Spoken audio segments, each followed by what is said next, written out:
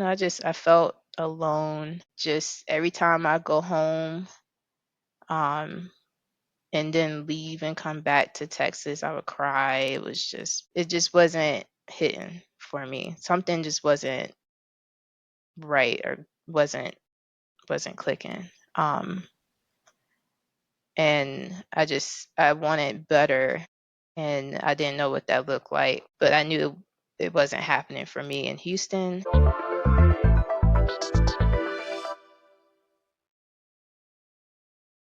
Welcome to another episode of the Relocate podcast. I am Kerristen, and today I have Chelsea, who you've heard from in a previous episode. And who would I be if I didn't tell my own story? So Chelsea is with us today because she's actually going to be asking me questions about my experience of moving from South Carolina to other places and ultimately ending up in Texas. So I honestly feel like I probably wouldn't have been able to just tell this story by myself. There's a lot to unpack. Chelsea doesn't really know a lot about what my past was like. So this is gonna be fun for the both of us. Right. We've been friends for a year and a half now, I think. Yeah. So there's only so much time in a day, especially when we got other activities like exploring Austin and just being outside. So this will be really fun to get into. Heard some things about South Carolina, like, your mom lives there. I think you said your grandparents too, but we'll get Yeah. into that in a little bit. But kind of tell us about, hometown. Where is it? Charleston, South Carolina. What was that like growing up there? So I was born in Charleston.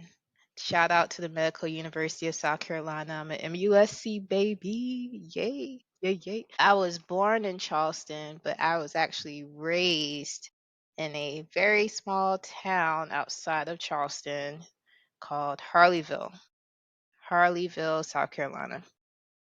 And population of Harleyville is maybe a little over 500 people. Very extremely small town. My gosh.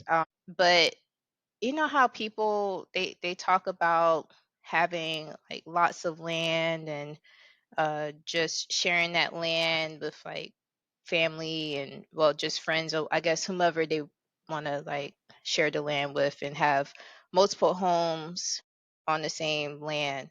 That's how my life was like growing up. So my mom, we had a house, and then behind lived my grandparents and my aunt. I had a cousin who lived in another home, another set of uncles living in their home, another set of aunts, uncles, and cousins living in their home. So I had a very like wonderful, filled life with just being around family, but the majority of them were older. So I grew up around like very wise people and just learning a lot and being able to ask questions and pick their brain from an early age. The nearest grocery store was probably like a good 30 minutes away. Walmart did not exist until maybe I was Walmart probably Crazy. like I was maybe I don't know 7 or 8 when I learned about Walmart, and then at that point Walmart was even further away from the grocery store, the nearest grocery store. Yeah. But let's go back to that. You said you basically lived on a Yeah. Oh, you that's what it's know, called. Yeah, compound. compound with all of your family like in close proximity. So that was your upbringing, just being around family and having that, close knit. Probably a lot of holidays. Like you probably was that how it was? Like you would go to your aunt's house one time, grandma's, and then you would host. Like, what was that like being? Like, tell us more about. Because I know that I don't know a lot of people that have been able to have that life experience. I live from Chicago city, like population millions, right? And my family lived across the city. So I'd have to go 20 minutes up this way to go north side. 20 minutes that way to go to the west side.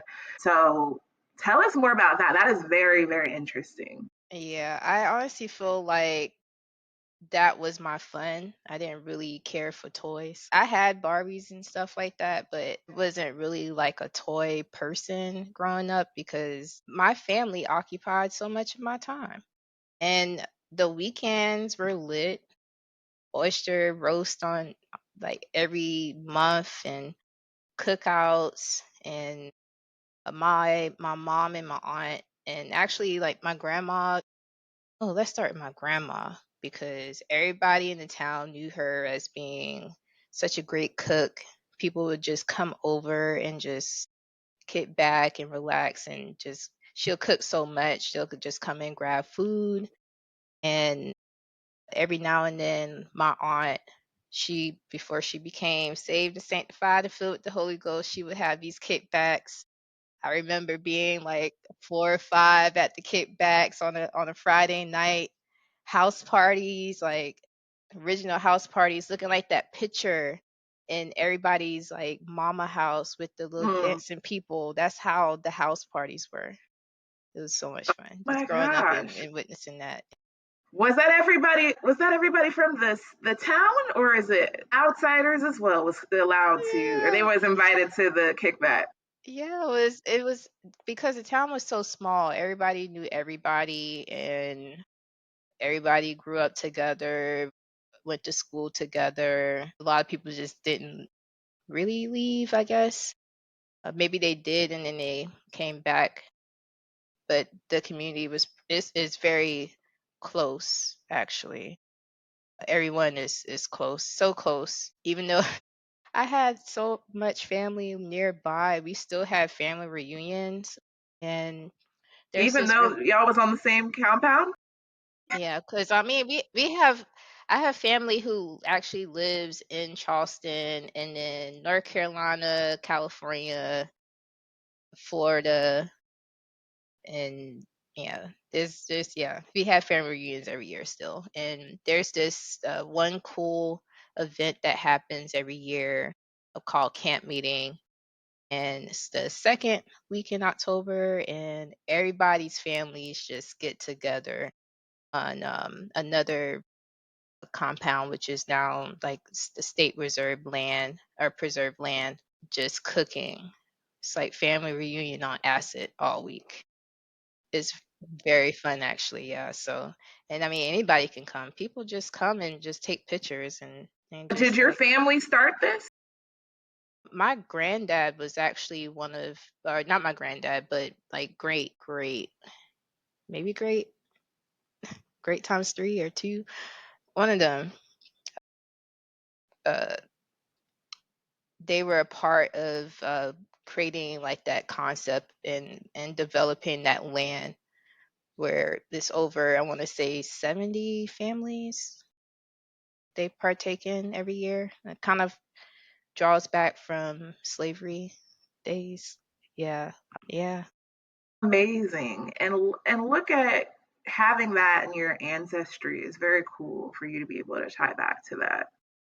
So it's very, you know, like I said, novel that you had all of this family around you while you were growing up. What was it like going to school then? Were you still in this town or were you in Charleston? Walk us through that path.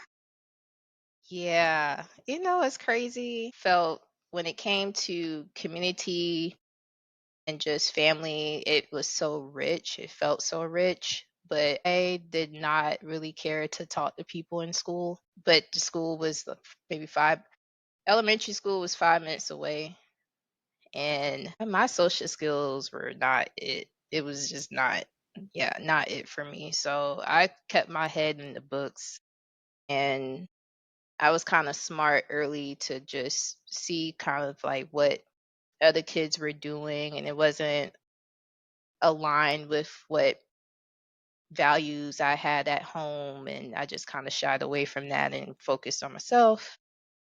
And yeah, social skills were on zero. I'm not gonna lie. I Believe you, Miss I Got a Podcast, the Relocate Podcast. Y'all better be subscribing. But you said that, it wasn't always easy in terms of like your social skills, but you've certainly grown past that. So what kind of pushed you in that direction to be able to, because to be able to move across the country, there's a certain type of person, like to leave your hometown altogether and go to a couple of different places, try something new. It does right. take some kind of something within you that's like, I gotta see what else is out there. And even if it is challenging for me, I want to go forward and do that. So, tell us more about how you kind of broke out of that shell and started to develop into the woman that you are today. So maybe in third grade or fourth grade, started learning about social studies. And I vividly recall a video we watched. It was a documentary. Well, I can't remember the name of the documentary, but I remember what it was about. And it was about Canada. My gosh. And just the different things to do in Canada. And that was my first exposure to life outside of my bubble. And I'm sitting there thinking, why am I here? Why don't we travel? Like, we just sit in this little town all day, every day, don't really go out much. And I don't know, other than what, if it wasn't for social studies, I wouldn't have known what was happening outside of Harleyville, South Carolina. So once I saw that, it just stuck in my mind. I cannot wait to leave this little town and experience something greater. Did your family like travel in other parts of the states, other parts of South Carolina? Like, tell us about, like, that's an interesting point too. Like you see in Canada while you were at school and being like, oh, I want to see other things. Was that not something you were exposed to? Other than field trips, my folks do not like to travel like that. My mom doesn't even like to drive on the interstate. Most of my relatives don't like to drive on the interstate.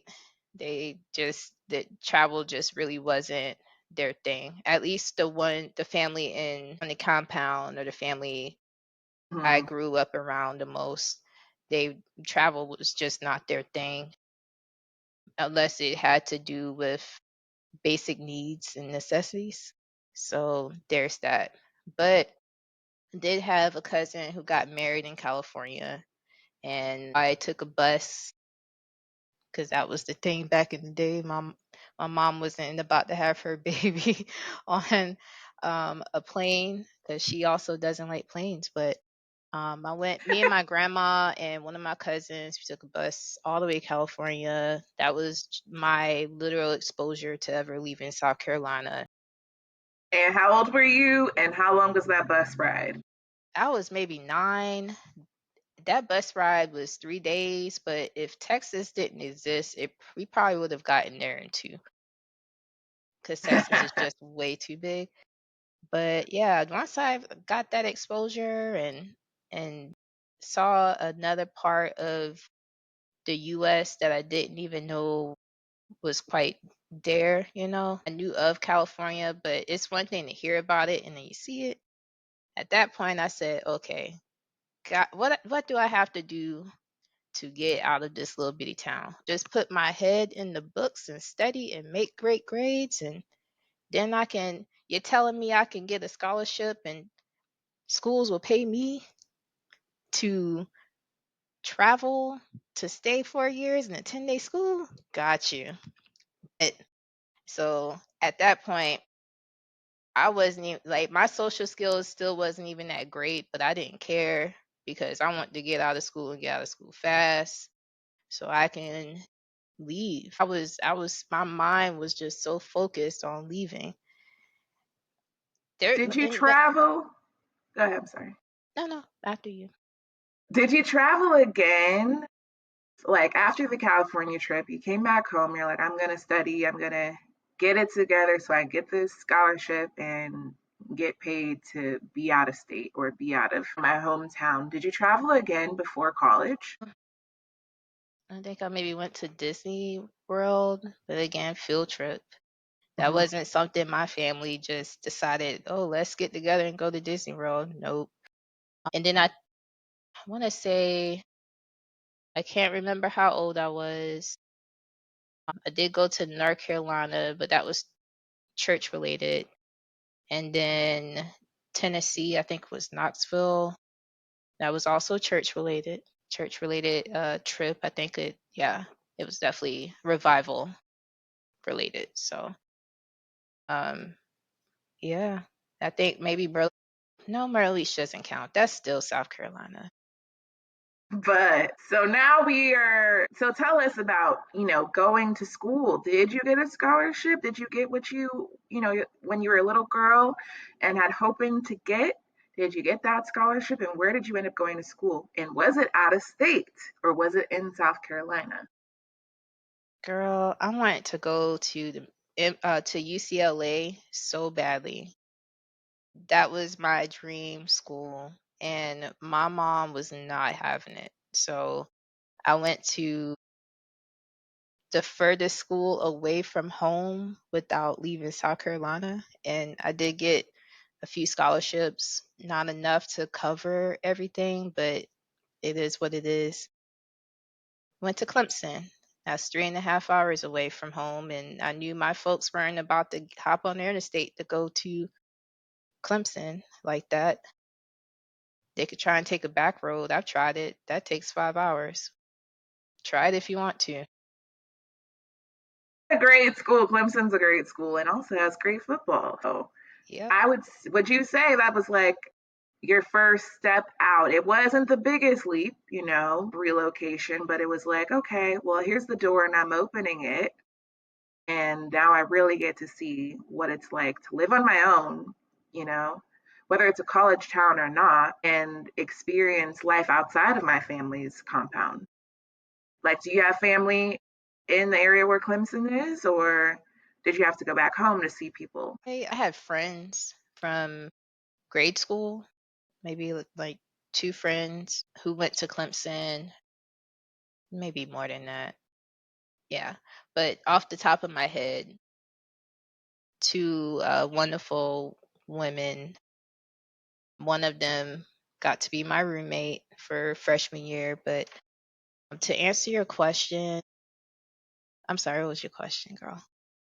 What was your question? The question was, now you are at college.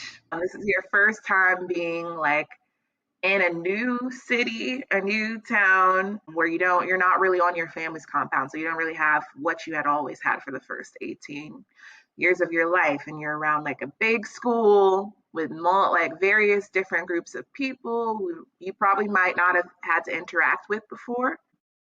But how was that adjusting from a town of 500 people to, I don't know what town and city is Clemson in? Clemson. Yeah, good question. Clemson is in Clemson, South Carolina. Honestly, that was the most fun I think I've ever had in my life.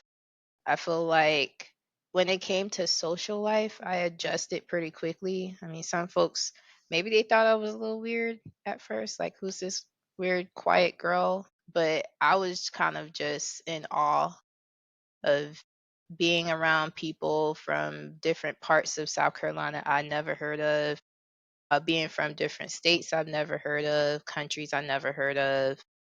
And I quickly became as involved as I possibly could. I did a lot of fun stuff as far as sports. I tried rugby. I was like, What? I was like, I'm here to try almost any and everything. Let's go.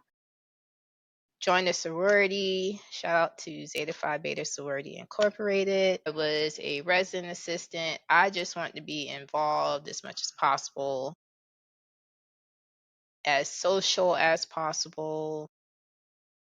And I met a lot of great people. I love Clemson. I love the fact that I didn't really feel awkward being in a place with more people because Clemson still has a very small town feel. So it felt like home pretty quickly. And then it helped that I knew a few people that I could reach out to who I could relate to because we all grew up in the same space. And yeah, I loved it. I Well, best 4 years I've ever spent in Clemson. Yeah, had a good time. so you got the travel bug. Did you do any travel bug? Like, did you do any traveling while you were in school? Because Surely I know did. you did. I know you didn't just stay in Clemson the whole time and going back home. Because now I feel like when you're in college, you're like, okay, I can do anything. I went on my little spring break. I went to school at Southern Illinois University, which is very close to St. Louis, and go back home to Chicago. It's very close to Kentucky. It's very close to parts of Missouri, and even Tennessee. I went to Nashville sometimes and other college campuses. So, what was traveling like while you were in school? And did that help you kind of during that time where you already thinking ahead of like where you wanted to go after school in terms of, either going back home or going to a new city or a new place? While the social life was great, I didn't really have too much of a plan when it came to life after college. I was still trying to figure out my major. I probably switched it 4 times, maybe. Didn't really know what to do when it came to that department. But when it came to traveling, oh yeah. But yeah, I traveled. I road trip all over South Carolina. In that moment, that was big for me because I was in my bubble the whole time. My family wasn't really trying to venture out and explore South Carolina like that, let alone drive on the interstate. So road trip to Atlanta a lot because Atlanta is only an hour, maybe depending on what part you're going to, an hour and a half away from Clemson. I went to the University of Georgia quite a bit because that was only an hour away. I went to, since I was involved with different organizations, they would let us go to like different conferences. I went to Philadelphia. I went to St. Louis, Missouri, and that was fun. And I really wanted to travel abroad, but mom was not having that. She was not. She was like, "Okay, you're doing a little too much." She's like, my little girl is flying. She's off and she can't really like.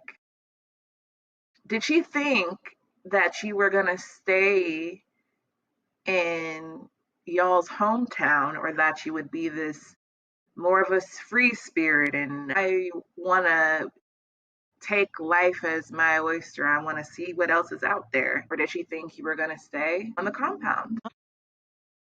She didn't really pressure me to do much as far as, we have to come home after you graduate. She wasn't strict or anything. She was never strict growing up. And we actually never really had that conversation.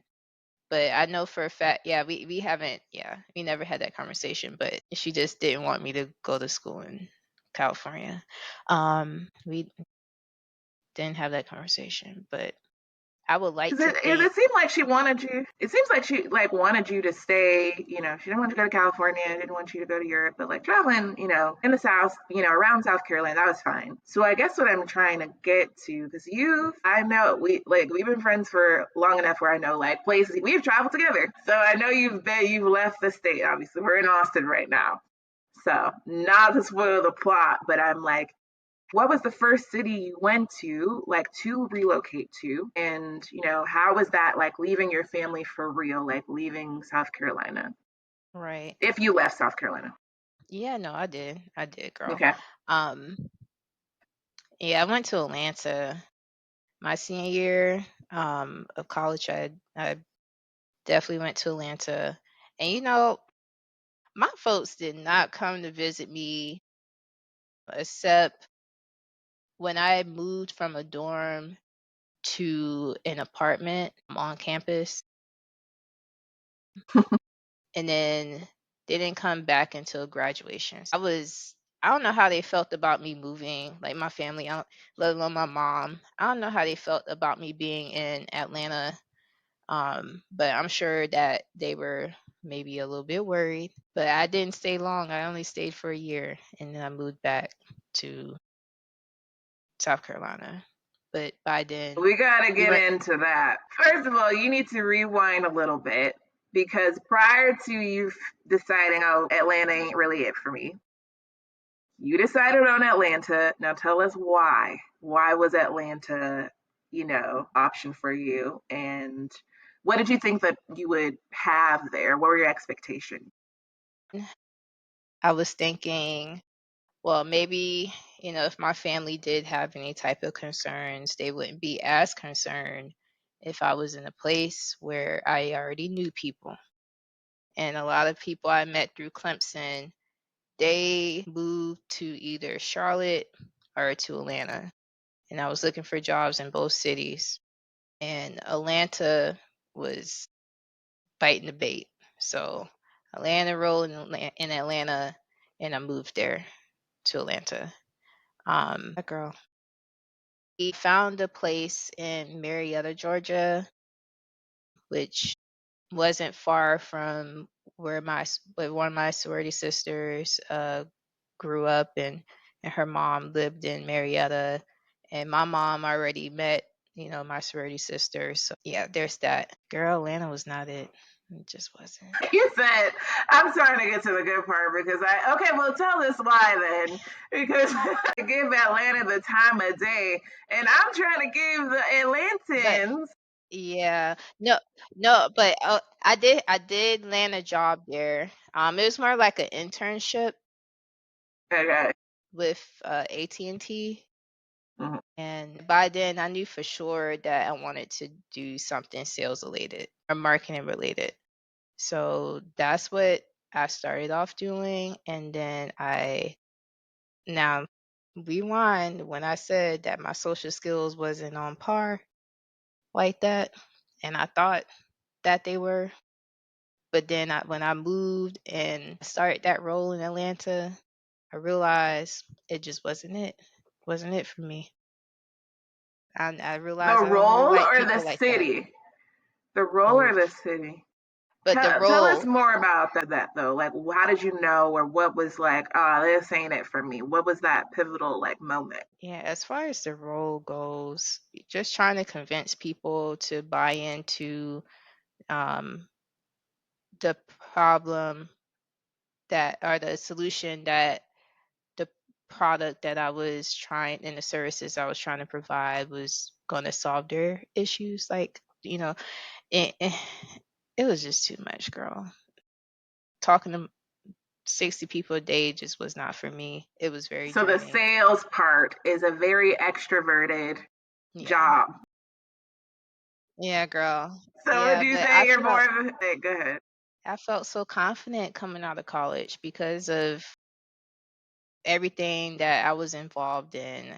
Like it really pulled that energy out of me. So I felt good Mm-hmm. going into the role, but it was just not it. The Mm-hmm. market and just the whole endeavor was just not it for me. But the moment I realized Atlanta was not for me, I remember being in Clemson and I lost my purse. And it took me 2 hours to realize I didn't have my purse. And I went back to the place where I knew I left my purse and I asked them about it. And they said that they didn't see a purse. And so I went back to the spot where my purse was at, and the purse was there. Nobody touched the purse at all for the whole 2 hours and some change that I was not with my purse. Purse just sat there. In Atlanta, that would not have happened. I've actually my place that I stayed at, and it got broken into, and that was like the first strike for me. And I moved out quickly. I did. I Is just and Marietta, Georgia? That's where you got. That's that place. yeah, and it wasn't even a bad neighborhood, but Yeah. yeah, just the fact that that happened, and then there was another occasion where my stuff was compromised, and I couldn't. City life was just, yeah, not it. It was too big of a leap. Yeah, it was too big of a leap as far as it's a greater probability that your stuff is probably going to get stolen or you may get scammed. Had a situation where I got scammed thinking that I was trying to apply for a job and get a job. Um, it ended up being some type of like money situation with like a fake check. Just not good at all. Yeah, girl, just very. It's And just then so unfair. Like people, like we were saying earlier, exposed to different things. And if you're not, if you haven't grown up in the city, growing up in the city, I'm like always checking my back. I had a stank face for I'm like, do not talk to me. Because people just kind of come up to talk to you on the train. Like right, that's from a little girl. I was like, I don't trust nobody. And then like it's just like what like going into like Atlanta and having that experience, I don't blame you. Like I'd be like, what is this? You yeah, know? yeah. So what happened? You moved back to the compound or just somewhere else in South Carolina? So by then, a lot of my folks they left the compound. No, The compound. because I'm like I low key want to see the compound. I want to go. Yeah, like my mom, she left. She left the compound. Now her home is still there, and my brother lives in it now. But she moved, and my grandma, my aunt moved. Um, To the city or so some other town. to the city, like a lot closer to the city, like Charleston, out the Wow. outskirts of Okay. Charleston. Yeah. So um, that's where I was from 2012 to maybe 2018. Yeah, In Charleston or outskirts. The Charleston area. Yeah. Okay. So first relocation wasn't really the best fit, and that happens. You know, what are you gonna do? Then you move back to not your hometown, but like the city, a smaller city than probably Atlanta, but it gave you a different experience. So that was a relocation in itself. How Mhm. did you live near your parents or family, or were you more in the city life? So I lived with my mom. And I stayed with her almost the whole time. I did move out temporarily to stay. Me and my best friend, like we went in on an apartment um, in Hanahan, I want to say. Hanahan is like right outside of Charleston. So it felt like home pretty much. That whole Charleston area, even Hanahan, felt like home. So, but in the back of my mind, I did not want to move back home. And I fought, even though I didn't really care for Atlanta, I fought to stay there and until it just when my plans went out the window and I felt like I could not get a good grasp on how to redirect myself, I just gave up and moved back. And sometimes that's necessary. Like there comes, I feel like a lot of people have that and can relate to that. I know I can. I'm like, okay, things aren't going my way. So what is my next step? So I can kind of settle in again and kind of figure out be more strategic. This really ain't working out. So I need to go to my safe space and take some time to Yeah, get it together. And it doesn't matter how long that takes. It doesn't matter like if it's back home or not, that is a necessary time in a lot of people's lives. So, but you did eventually decide to leave again. right. So that was always the plan. I didn't want to stay in South Carolina that long. I just didn't know where I wanted to go next. So I just took a few years to kind of regroup and figure out my next steps. And I want to say maybe 2015, I didn't know where I was going to go or what I was going to do, but I started traveling like crazy. Every city I went to was basically an audition. Like, like Denver, what do you have for me? Detroit, what do you have for me? If I like it enough, then I was going to, consider doing research and figuring out whether that place could possibly suit me. But I think the real moment was when I started putting, it's one thing to think about it and just have those thoughts to yourself, but when you're speaking life into your plans and actually telling people your plans, that's a whole different ballpark. And I remember telling a cousin, like, hey, I'm going to move, and I don't know where I'm going to move, but I'm going to move somewhere. And we're talking about, oh, what places are you thinking about moving to? And I was like, maybe Texas. And she's like, girl, how you gonna do that? You don't know anybody there. Watch me work. Watch me work. Um, all right, bet. And man, I started applying to different hotels actually because I was working at Marriott. And once I figured out that I could transfer my position, um, or I would have a better chance of working, um, and doing something within the brand, um, pretty easily by applying to different properties.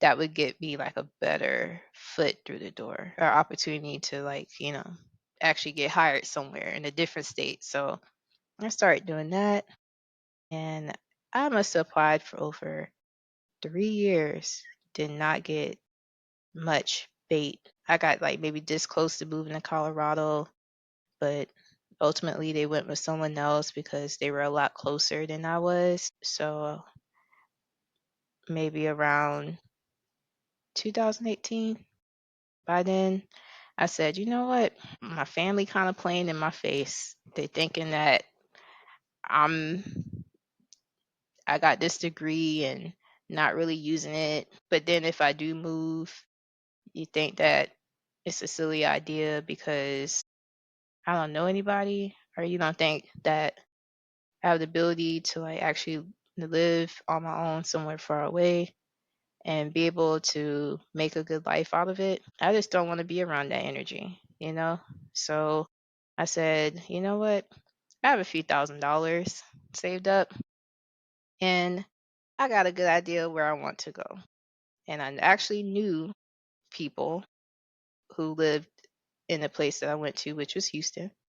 I must have went to Houston 3 or 4 times before I realized that was where I wanted to go, and asked people and already build up a network of, like, people that I could maybe rely on, and helps that I'm in a sorority and I knew people in my sorority who lived there. So it was a no-brainer for me. And I didn't have a job, but I had my hotel benefits to get me a cheap place to stay until I found a job. And so I gave my job a good 2 weeks notice because I mean it wasn't really helping me find something anyway. So I might as well just go and be in the city since a lot of these places they wasn't filling my South Carolina address. I just to get that 2 weeks notice, I packed my car. My cousin came with me. And I was like, maybe that'll help family feel a little bit better about me being gone. I'll bring family with me. Yeah. We both drove my little car to Texas, to Houston. And I definitely used that hotel address and a friend's address to help me land a role. Surely did. I love the determination. You're like, if these people ain't gonna give me, I'm coming to you, buddy. Like, we're gonna be in your city and you're gonna have to take me seriously. Mhm. And how long did it take you living in Houston to get that first role that you were looking for? 1 month. 1 month beats 3 years, so. Yeah. And so once you got your first role, what was it? And then what happened after that? Did you where? So you were staying in a hotel, or what were you doing in the interim in that month period? Yeah, my cousin and I, we were at a hotel. Your cousin stayed until you got a job. He stayed for years, actually. What?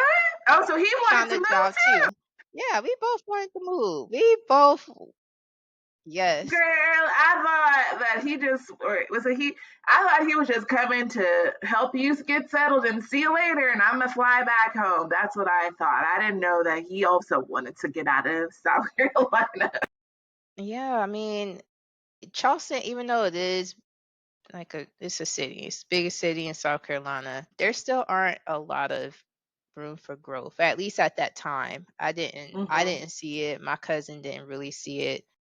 Um, Not a lot of room for growth. That's it's a place where you if people move to retire, it's a great retirement city. And Hmm. if you can land a role, stick great, like a role that's actually gonna pay you good money, like great. Like definitely take advantage. But people who do that, like they stay in the same positions for decades. And it's really hard to get your foot through the door.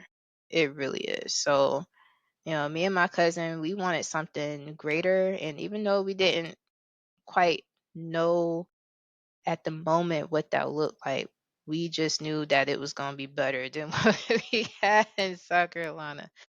So, yeah. Love that the support has always been there. And you got your job after a month. Then what happened? Did you move? You guys moved out of the hotel? Yeah. And I'm going to be honest, I can't even remember what that job was. Whoops. Like I didn't work it for long because I found another opportunity that paid way more working with Progressive doing Insurance team? yeah, so I was a claims adjuster for a bit. Yeah. And it was great. It was something to just help me settle and help me just pay the bills as I figured out my next steps. Hmm. That's That's awesome. all I'm gonna say about that. So yeah, you're working at Progressive.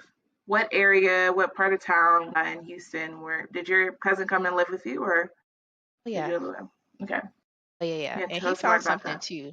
He found something way quicker than I did. So, Mm. yeah, we were both just thriving and surviving for the first year. And we lived so the area is called the Energy Corridor. Mm-hmm. So that's west-ish, west, yeah, definitely west of Houston, West Houston. My sister actually used to live there. Oh, really? I feel like I think around that time, like 2018. That's funny. Small world. I know. Well, I Yeah. think I think webs cross all the time, so not really surprising to me. So you were living in the energy corridor. How did you pick that? Why did you decide on that location? What were you looking at in terms of neighborhood, in terms of safety, activities? How did you go about finding where you wanted to kind of nest in Houston? The resources or the network that I established before moving, I leveraged that. I asked a lot of questions as far as what was safe because I learned from my experience in Atlanta. I realized that I needed to be a little more cautious. You can't really just think that every place is going to be quaint and just, just yeah, quaint and peaceful all And the time. demure, And it's not yeah, always demure. yeah, it's not like that. So I asked around and I did a little bit of research. But a lot of people were saying that was a pretty nice area. So that's where I was. That's where I would. And also, it was a pretty affordable. So, I mean, that played a role in it too. I mean, I did Were have you? money, but I didn't want to spend that much. Yeah. Was it like one of those complexes, like the big, the Texas apartment complexes Yeah, yeah, it with was a parking huge. garage like that? That's what I'm thinking in terms. Cause I kind of know that area a little bit. Mm. Or was it more like, you know what? I don't have a visual, so I'm not even going to get into that. I mean, it was huge. It Yeah, was okay. huge, yeah.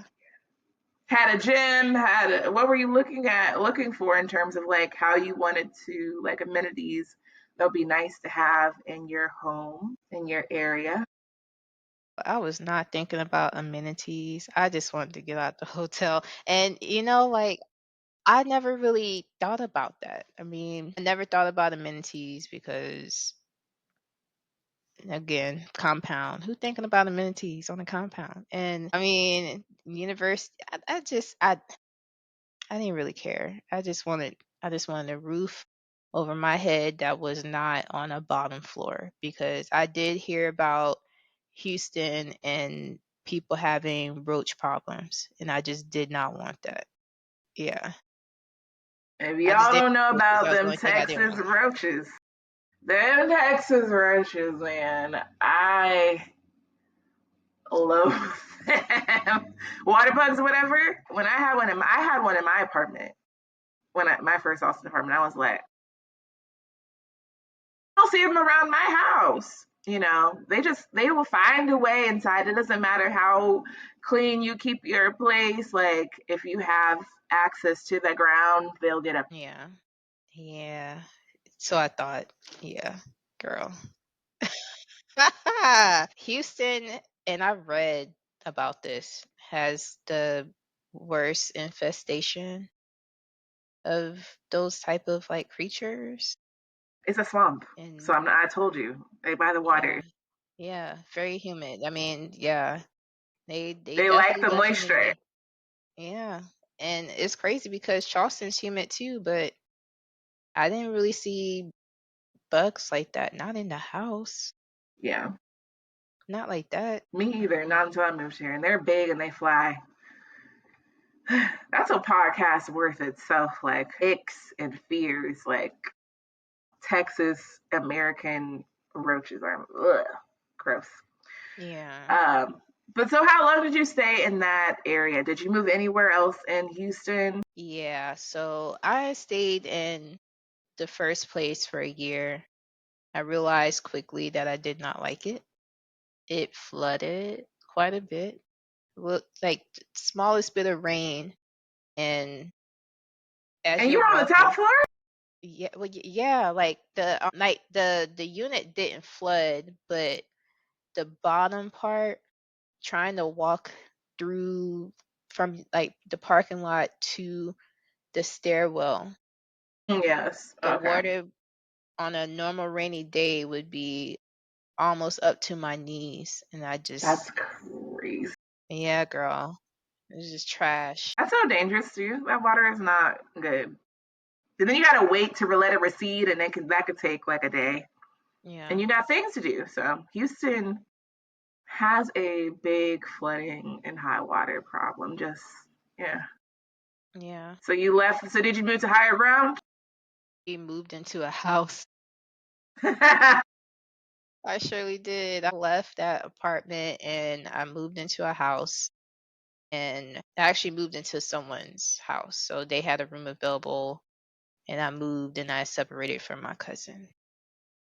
And it was still the same side of town, and I stayed there for a year, I think. No, hold on. About 6 or 7 months. And then I left and I moved towards the NRG area, Hmm. like southwestish Houston. And that was, yeah, I'm sure you're going to keep asking me questions. I can just break it down for you if you want me to. Yeah, break it down. I don't know how I had the willpower to live in Houston for 6 years. I really just don't know. I don't know. Serious? How? I think it's 2018 to 2023, 18, 19, 20, 21, 22, 20, oh, 5 years. I mean, how? It just doesn't seem like it, honestly. Sometimes Yeah. when I think of like 2018 to 2023, I'm like, that wasn't that long ago. The It years, really it's wasn't. really getting like. because like we're getting older, it's like, well, that was just yesterday. And then when you know it, you're going to be one of those grandmas yelling at clouds. Life comes at you fast. So you ended up in the NRG area and you were like, Houston, I don't know if you're my final destination. Why? I feel like something else is out there. You were traveling while you were in Houston too. So were you auditioning places? No, surprisingly, no, not really. At that point, travel was more of like a stress reliever. It was a way to escape the stress that I was facing when I was in Houston. Yeah. And Well, I you got to traveled a tell lot. us about the stress. What stress were you dealing with? This is, let's talk, was there pre pandemic stress or was it after? Um, well, actually, I take that back. Maybe for the first year or two, or maybe the first year. Yeah, it was more of like, oh, travel for fun. Like, oh, I did it. I feel settled. Let's go and turn up and celebrate somewhere and just live life because I deserved it. And but after a year, I felt a little homesick. I did. I felt homesick, and I didn't feel. I felt like I had like there's just so much more to life than what I was currently doing, and I was working multiple jobs. I do not live for labor, I really don't. But in my mind, I was thinking like, oh, this is how life has to be if you want to make it, like hustle culture. Like you gotta Hmm. hustle, hustle, like no sleep type ordeal. You know how people are when it comes to hustle culture, like I sleep when I die type thing. So that was like my mindset. It really was. It was my mindset for a bit. But that was travel was my way of just relieving that stress, um, kind of escaping how life was for me outside of work and the homesickness that I was kind of feeling, and then moving and thinking that I could lean on my network mentioned earlier to go out and just have fun and meet people. That connection just it just wasn't the same. And I think maybe I was kind of comparing it to the community that I had at home where someone wants to have a game night back at home or just a kickback and just invite a few people. Like it's nothing for people to just stop by. Hmm. It was so much harder to try and pull that together in Houston. It and you would think with a city of 5 million people, it would be easy because you're meeting people and of course they want to spend time or so you think, but Houston is big. It takes an hour to get from Houston to Houston. People don't want to fight that traffic all the time. So Hmm. if I'm in Southwest Houston and I'm inviting somebody from, I don't know, North Houston to come and visit me in Southwest Houston, that's an hour trip on a regular day. That's That's an tough. hour. Who wants to do that? You have to put it on my calendar in advance, honestly. Right. And even if you do that, it's so much happening in the city that you're kind of just competing with Yeah. different events. So it was rough trying to just find that community and just people that I could really get along with and it not be business related or work related or people, kind of network and be like, oh, what can you do for me type thing. Like, you just want simple connections. And that Were was all hard. of these friends, connections, acquaintances? You said you had people that you knew from school. So, how did you go about meeting other people in the city? Right. Even though it didn't really turn into this like big friend group and whatever. How did you go about like meeting other people outside of your people are you already knew? If it wasn't business related or work related, it was, I don't know, it was just kind of hard just trying to meet like genuine people who just want casual friendship. That's probably why I traveled too, because I could connect. Like normally when I travel, I'm traveling with friends that I knew for like a very, very long time prior to moving to Texas, like my besties. So Hmm. I guess, I don't know, I prayed for friends, but no, there's this one group that did help a bit. I did meet one good person out of. It's called Flip the Zip, and it's a online community for people who move to various places, and they have subgroups for people who live in bigger cities like Houston. I wonder if it still exists because like there was a shift from like the late 2010s to what we're now in the 2020s Mhm. with some of those tools that were used to help meet people in different cities and all of that. I know I was using Meetup when I lived in Denver, and I think even moving to Austin. I used it to kind of meet other people. And you're talking about Flip the Zip. I'm wondering if there's other types of tools out there that, are doing kind of the same thing, if they're still working as they, were, or if it's switched to like, I see a lot of Facebook groups now that are helping people too in terms of like moving to new cities or new to, like, there's a new to Austin group. So I'm curious about that for people that may be listening and trying to relocate. There are like options out there, tools that you could use to Yeah. meet people. Yeah. I know Flip the Zip is still very ongoing. Like it's going pretty strong on Facebook. I'm not on Facebook anymore, but I did like just casually typed it into Google and it popped up pretty quickly and still has like thousands of people in the group. So I'm glad that that's still a resource for people because Hmm.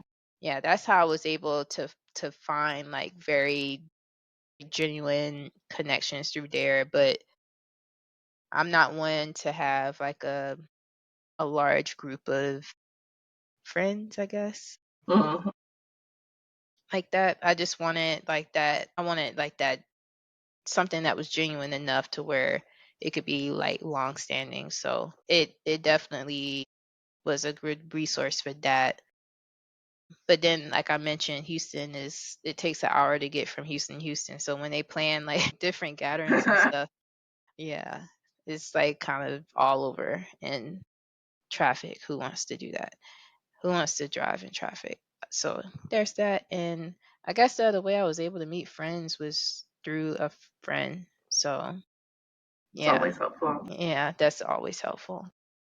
By a year, I was so done with the networking events and all these meetup groups where you go and supposed to meet people, and it's just really awkward trying to like introduce yourself, and they don't make it easy to break the ice. And I was Yeah, just over that too. So the people I know that I'm close with now that live in Houston, they're either people I met through my sorority or um and that's pretty limited too. I'm not gonna lie, but yeah, that or just through friend of a friend that I just happen to like really connect with or that's typically how it goes. yeah. Yeah, I feel like that's very relatable, at least for me too. That's pretty much how my experience has been too. So you have your life set up in Houston. You're here until 2023. And it's the good times. Sometimes you're like, but something is within you and you're like, is this really where I'm supposed to be? Is this my last stop on the traveling tour of my life, or am I gonna relocate again? What questions were coming? What was really like kind of pushing you in that direction and being like, I want to see what else is out there. I don't think Yeah. Houston is totally the last stop for me. Yeah. Um just yeah, something was just missing. Um, I would literally have days where, again, you're in a city with 5 million people, so many people, and I just felt alone. And no matter what I tried to do, I could not shake that feeling. And just thinking that every time I felt like things were working out, and yeah, I did kind of like switch through like different jobs and opportunities and stuff. And, every time I feel like I landed something great, feel like a weight just would hit me and just put me 6 feet under every single time. Mhm. I think the pandemic really affected me a lot because, I love sports, and I had a role working for the Texans and I loved it and I had high hopes, but then pandemic happened and I lost that role. I mean, you can't really do events. And I was working with events and ticketing, and you can't really do that if there's no games because social distancing and COVID. Mhm. And I did find another role, and that afforded me an opportunity to work remotely. And I don't know, I felt alone. Just every time I go home, um, and then leave and come back to Texas, I would cry. It just wasn't hitting for me. Something just wasn't right or wasn't clicking. And I wanted better, and I didn't know what that looked like, but I knew it wasn't happening for me in Houston. And I knew I had the skill set, and I had everything in place to where I could have been making more money than what I was already making, and I just could not. I couldn't. I couldn't move past like a certain amount, and that really upset me. Mhm. So, I really tried to just make the best out of it, just speak positivity into myself. I did so much to just kind of give it a chance, and it just wasn't working. And I wasn't about to beat a dead horse. So I packed my bags. I sure was looking for my bags were halfway packed 6 months before I left Texas, before I left Houston. Like I was so ready to go back to South Carolina. To go back. But you Yeah. didn't go back though. No, no, because I did research and I said, okay, what do I have to do to make more money and to just be comfortable to where I don't have to be working a whole bunch of jobs. I don't have to hustle.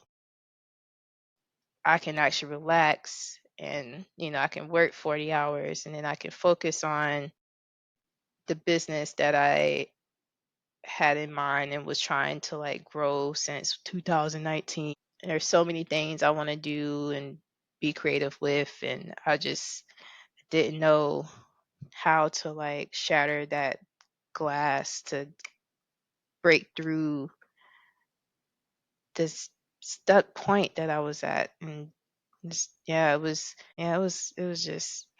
just all bad. But I did some research on tech, and I started asking around. Actually, the breaking point was I had a session on Zoom with some friends, and we were just all talking about our next steps because we kind of all felt stagnant. Mhm. And one girl mentioned, "Oh, I'm doing some type of certification for tech to become a data analyst, and it's going well." And I did research on that, and I said, "Oh, you know what? This is kind of already what I've been doing with my job I currently have."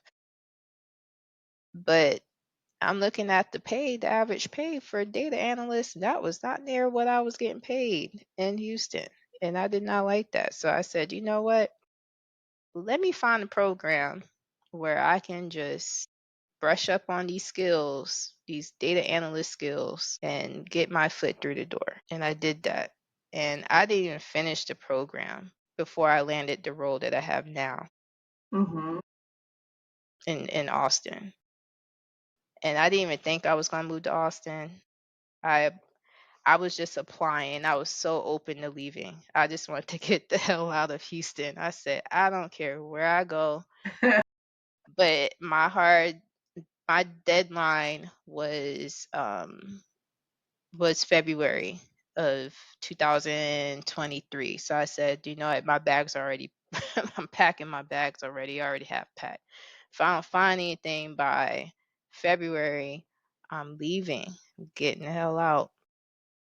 But yeah, I was doing that program. That program was supposed to end in February. I was already applying for jobs. I applied for a role in Austin.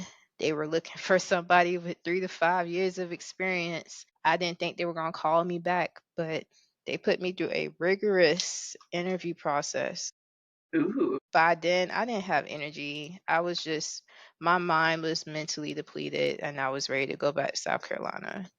And I don't know how I got the job that I have now, but I did. And they hit me up on January the 4th that's and of amazing. 2023. Yeah, girl. I will always remember that date. Time, right on time, because it was either going to be one way or the other, and it came through for you. Yeah, That's girl. beautiful, though, for you to like get your skills up, and even like that's. I think a lot of people have that experience where they're like, I don't have enough skills for this. Can I even? Is it even worth me applying? Yes. I'm gonna tell you right now. Yes. You like a lot of people are in these jobs faking it till they make it. They have this. You gotta learn on the job. There's different businesses. There's different use cases. It's not. You're not gonna have everything that you need to know when you get into a new job. I'll tell you that now. It's a Yeah. lot of learning on the job and going and getting through it.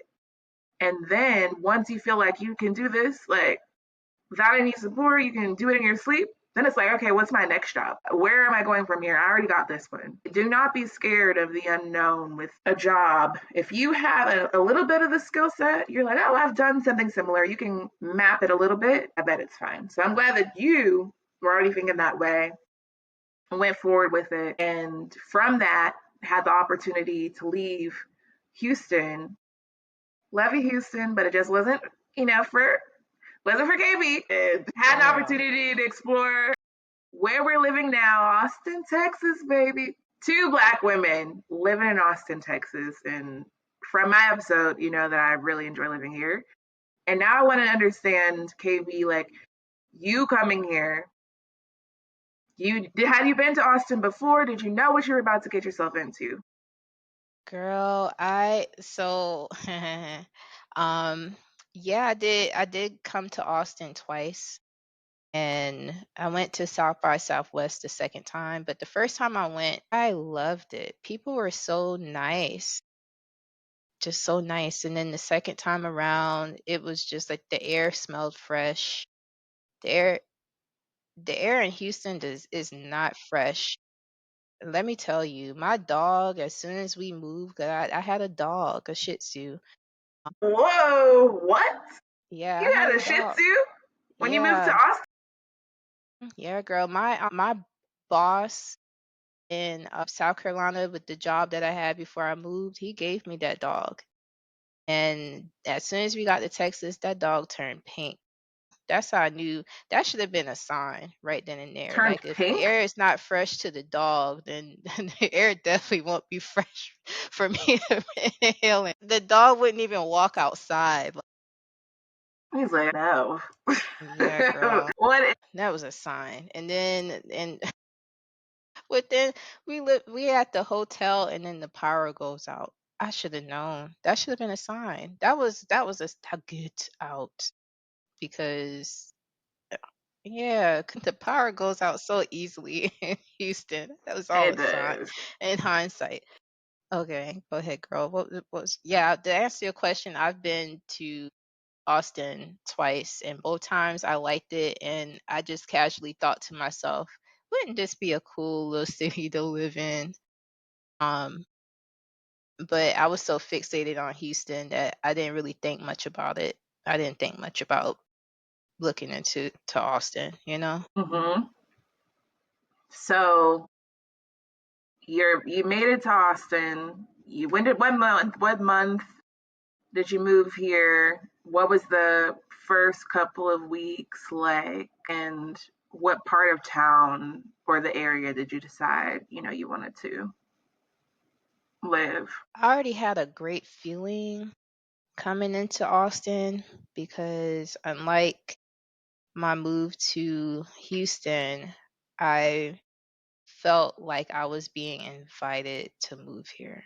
Like it's a Hmm. great feeling when a company is like, we want you Hmm. and we know you don't live in the same city. And I from earlier I mentioned I had such a hard time even finding a job because I wasn't in the same city, let alone the same state as Hmm. the jobs I were applying for. But to be in Houston and land in that role, and they know I don't live in Austin, and they gave me a whole month to move, which was around the same time. Sorry, girl. It's around the Okay. same time I was expecting to move back to South Carolina.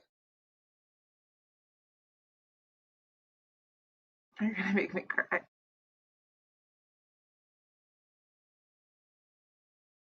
But that's how I you know it was divine, though, no? Like, I think that Yeah, there are moments where, like, I don't know what I'm gonna do.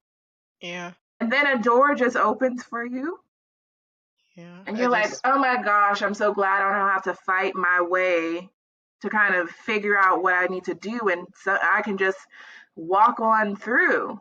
Like, it's Yeah, like, can it just be easy sometimes? And I feel like that's why, that's where like some of that's coming from. You're like, yes, finally, like I don't have to try. And yeah, somebody is, like you said, is inviting me in, which is welcoming. Bienvenido yeah, to eh, Austin. yeah, And I feel like that too. I like that was my experience as well. The people here are very kind and very nice. yeah. They And went, yeah, my kudos to my job, man. I'm sorry I cut you off, but they did so much to make sure that I was settled. I might need some tissue. I'll be right back. okay, welcome back. Hey. Appreciate you sharing that because I think that is so poignant. And it really just helps us get to know you a lot better. Yeah, And I feel like that's going to resonate with people because there are those times when you're like, I'm just tired of yeah, trying to figure out what I'm going to do. And somebody gives you a lifeline. I've had moments like that myself. So, again, I empathize with you there. when I accepted the role, they gave me, just pre-orientation stuff, but they also gave me this whole, it's like a video and like an online brochure all about Austin and all about real estate and different What? places to live and fun facts about Austin, like, oh, you're gonna love it here. Austin is one of the sunniest cities in the state. And I'm like, thank you, Jesus, because it rains all the time in Houston, and I'm tired of flooding. I'm tired of it. And um having and being afraid just being afraid to drive because the smallest bit of rain it just floods. And Hmm. I didn't think it was gonna be like that. I mean, I Charleston flooding is bad. It is. Like it sucks, but I did not think Houston, I was very unfamiliar with your game. I mean, just South Carolina gets hit by hurricanes, it floods in Charleston, it floods on the outskirts of Charleston. Nowhere nearly as bad as it does in Houston. It's just really bad. But yeah, like I was able to just take my time and actually find a place to stay in Austin, and I went to um, like South Austin. Most of the places I was looking for were either downtown or South Austin, but because of my experience in Houston, I wanted something quiet, and I just wanted a garage because my car got broken into twice In while living Houston? in Houston. Yeah, girl. Car got broken into and car got towed like 3 times, and twice it happened in the places that where I stayed. I just wanted something where I didn't have to worry about parking permits or just finding parking, having a hard time trying to find parking, or when I invite people over, having a hard time trying to help them find a place to park. Like, I just didn't want that. I just wanted a garage so my car doesn't get taken or Mm-hmm. get, robbed or anything like that on a second floor. Okay. Or upper floor. Yeah. So I got my money's worth, and I did invest. I did not want to stay in the area that was like, oh, just a few $100s. Like, no. I learned my lesson, and I paid attention to the amenities this time. I, I wanted a place with a pool and a gym, and I got all of that. And I got my garage, and there's no like reserved parking, and it's quiet, and there's a park nearby. That was the other thing I wanted. I didn't want to have to drive 20 minutes down the road to get to the nearest park. I want to be able to walk to the park. And now I can walk to the park, get So, my what exercise area on. are you in for the people that want to know where this magical place is? North Austin. Yeah, girl. Not too far from the domain, but close enough to where I can just quickly hop on the, no, not necessarily interstate, but because there's only one interstate in Austin. Yeah.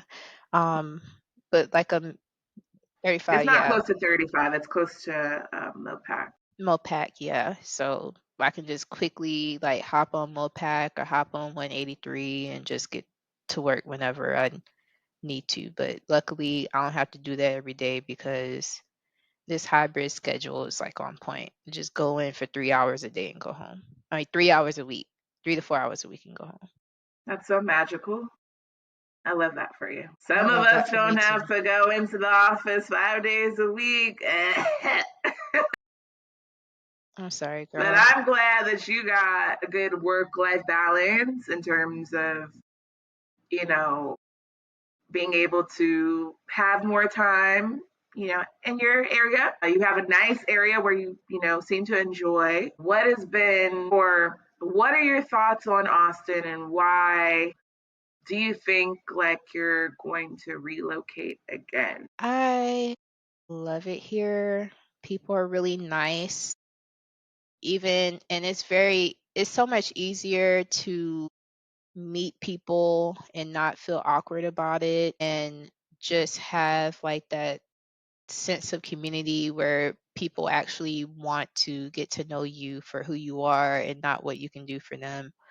Um I really don't see myself leaving because it just it really reminds me of Charleston. Like I get the compound vibes, even though there are people I have met here, and we may not see eye to eye. Like, I don't hate them. Like, I still have love for them, and I still Mm. wish them well in life. And I think that's in itself is a beautiful thing because yeah, this is just a great place to focus on your like mental health and your physical health, and people aren't bitter or angry or I, like it's just like this is how life is supposed to be, like minus like some of the occasional, like it's still a city, so people aren't always going to be like friendly, I guess, or people sometimes are going to want to touch your stuff and maybe steal a little something, but I I've mean, gotten jacked in Austin, so don't think it's so yeah, like I just safe haven. I didn't know that, girl.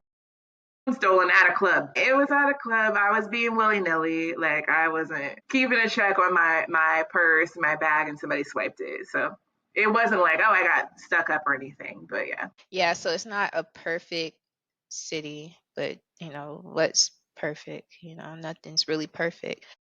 But this has been a relief, like a huge relief. Being here is a relief. Um, it's a huge weight of stress off of my shoulders. And for the first time, I feel like I am actually an adult doing adult things and not And having what a is hard time it? trying to do it.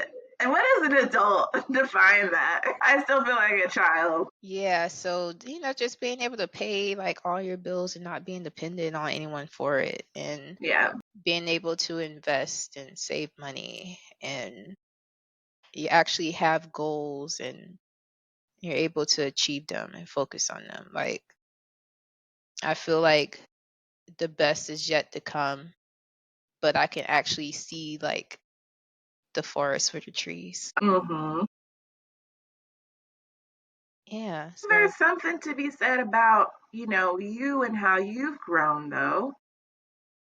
Going from South Carolina, and we go trace back to the beginning where you were a little bit more shy, a little bit more quiet. Now,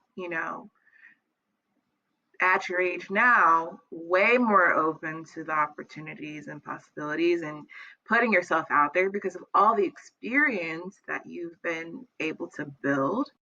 Going to college, doing that move in Atlanta, you've been testing yourself and challenging yourself. Even making the move to Houston, you're like, I'm going to do this. Coming to Austin, well, here's another adventure. Like all of these different locations that you've gone to have helped you to become, the new person that you are.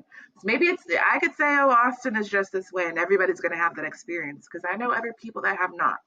So I do think it is a little bit about your willingness to be open with these people and just take it for what it is, not expecting all these different things.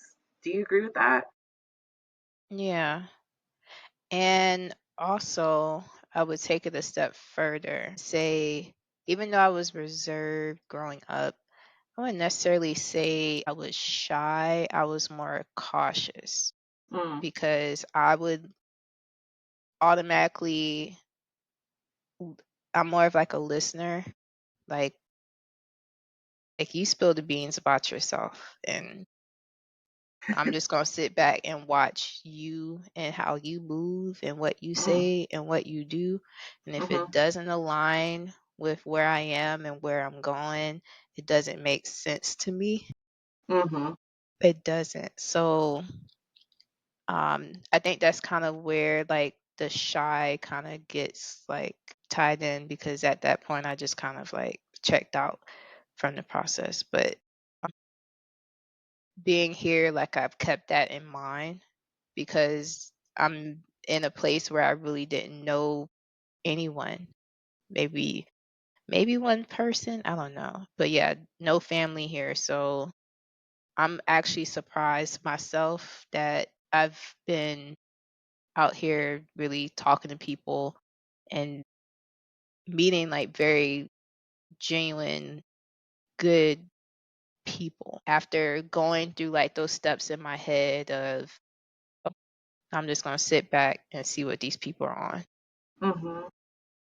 Like the guard is like, it's up, like in a good way, because I know where my boundaries are and where I stand. I'm very pleasantly surprised to know that a lot of people I met aren't on the same, or they're on like the similar paths as like what I'm on. Mm-hmm. Um and it's not just something that's gonna just lead me to no good. Amazing. I'm glad to hear that you have found a community, found home. You're enjoying Austin. I love it here too. And I want to dig into like kind of tying it all together now. How has relocating shaped, who you are as a person? How's it shaped you into the person you are? Yeah, that's a really good question. It's built me into this person that has more boundaries, someone who's not as people pleasing as I once was. I think that was kind of holding me back from also doing a lot of things and achieving a lot of goals that I've had set, and just listening to other people opinions about me, and really just at one time I just used to really take that into consideration. And yeah, it, it's just a lot of just wanting to be what other people wanted me to be. But now I'm at the point where I'm walking this path that is going to take me to a better lifestyle, because everything that I experience has made me think, is this good for me?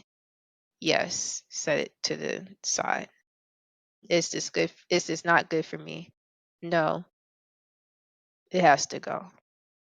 That's when it comes to like friends, family, jobs, if it's not bringing me peace or money, it gotta go. Like, if it's not contributing to my overall, I've evolved to a person who's really focused on mental health now.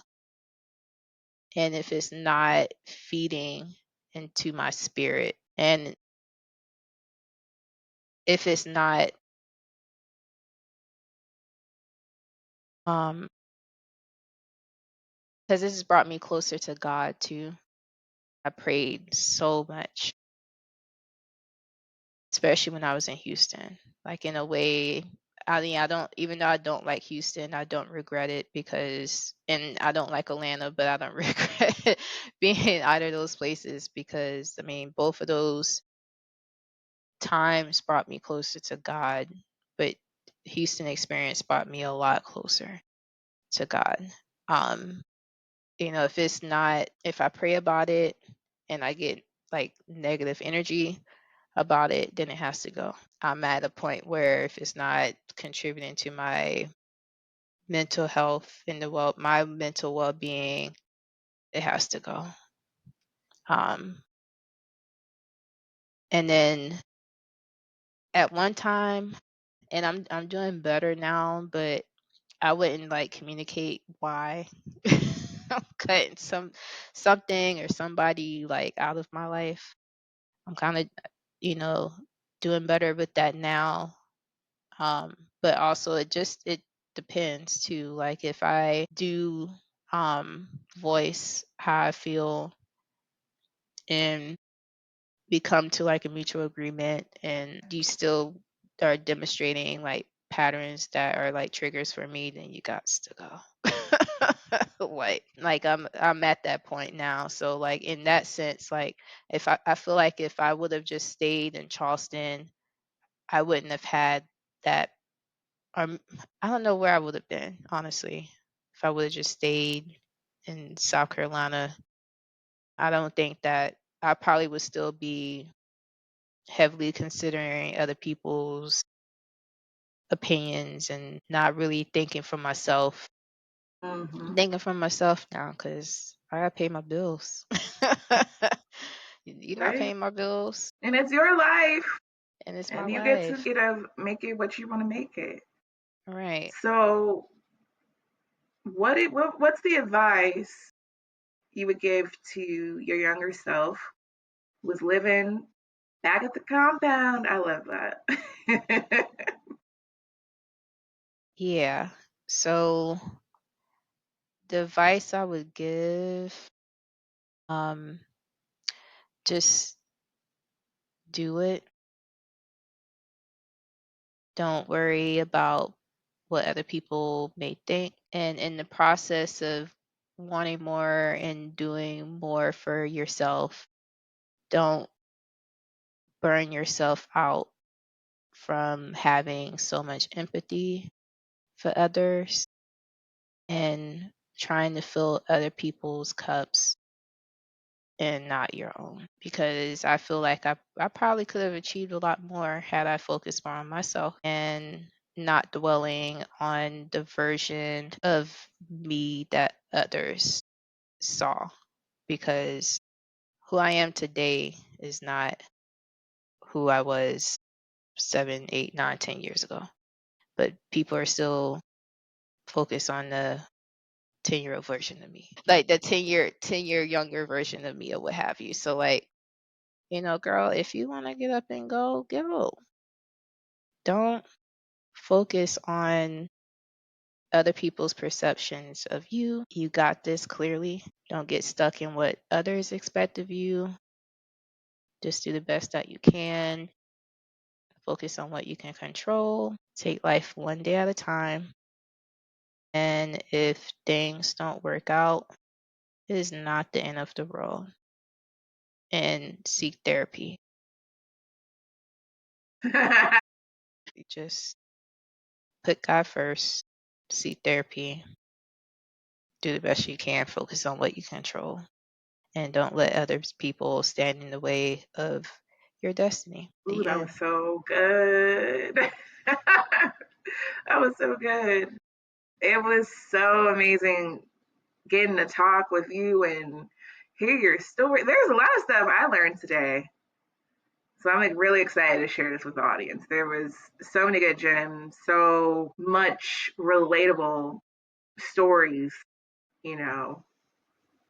So thank you for letting me interview you. Yeah, girl. I'm glad that I met you too, because I was just begging, like, God, like, please don't let this be like the last place. Like, please just let me just be somewhere where I can just do me and just meet people and have like genuine connections. And I'm glad that I have that with you. Same. Yeah, just this life has been great and it's only gonna get greater. So yay us. Facts, Yay. facts. Like I said, life is a long storybook if you make it that way, and you can get to the good part fast if you strategize. Yeah, I feel you. You know what though? I would be open to like relocating. I guess it depends. Like I hate the politics in Texas and Politics suck. Don't I align really with don't, me. I'm very progressive, so yeah, like I don't like it. Like it's no, it's not my cup of tea. It's not something that I hope would be around. Like the conservative, just yeah, values. They're not my cup of tea. And hmm trying to tell a woman how she can like the different things she can and cannot do with her body. People dying because they can't get emergency abortions. Like that's just too much. So I think that's the only reason I would leave. Yeah. Well, thank you, Chelsea, for being the interviewer today and helping me like guide through this whole like story because I surely had a hard time trying to figure out how I was going to tell the world why I started this podcast. But I mean, I really just want people to know that if you have it in mind to move and want to do something different and you're scared, I mean, don't be scared. Just do it.